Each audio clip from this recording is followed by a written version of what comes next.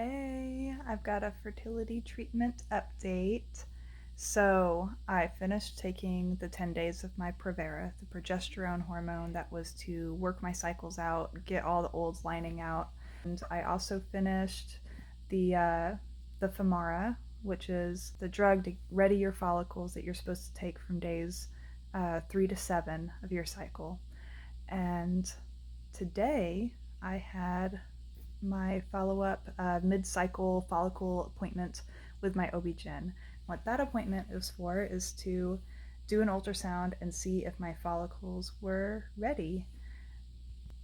So stay tuned and you get to see my follicles. But first, I want to go over the side effects to the Provera and to the Femara.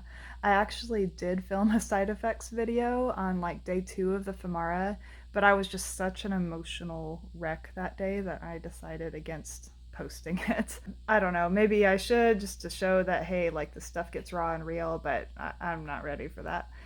So the progesterone, right off the bat, I noticed, significant breast tenderness. They looked pretty good, but, they were for display only because they hurt and they were very tender. I noticed that I stopped bleeding for a few days from my over a month-long period, but then I resumed bleeding on day 7, and I was like, great, I can't even get a 10-day break. Oh, I had a few other minor side effects from the Provera, but, not really that significant outside of the there was a change in cervical fluid and breast tenderness.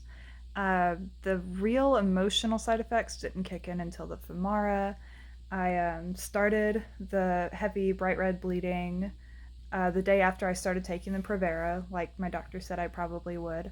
So anyways, day 3 of my cycle, after I started the bright red bleeding, I started the Femara.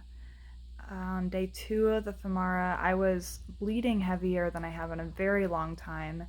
We're talking, I had to change my Diva cup out like every 1 to 2 hours. And for context, the Diva cup holds a lot more than any pad or tampon does. So just imagine the intensity of having to change out an overnight pad every hour and times that times like 3. It holds more than some women lose their entire periods, and I was losing that every hour.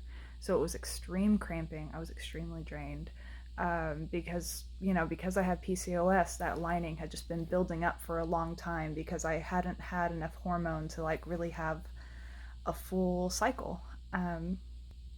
So yeah, because either of that really heavy period or because of the Femara or both, I was just feeling very emotionally fragile.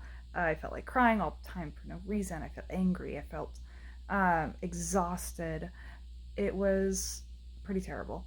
I hope that pregnancy emotions won't be worse than that, but who's telling?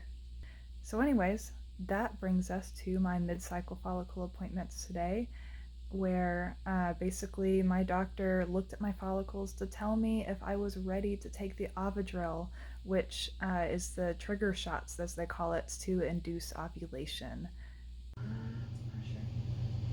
Oh, beautiful. Very good. So on the ultrasound, we are looking at the endometrial lining. This is where the embryo would implant. We want it to be greater than that 7 to 8 millimeters, and look at that. Yeah. 8.4, almost as though it had read a textbook on how to bake. So after this ultrasound, she gave me the Ovidrel shot and told us to have timed intercourse for the next 5 days. So yeah, I guess that's the fun part. In a couple of weeks, I'll be taking a pregnancy test, so I'll check back in then. Peace, guys.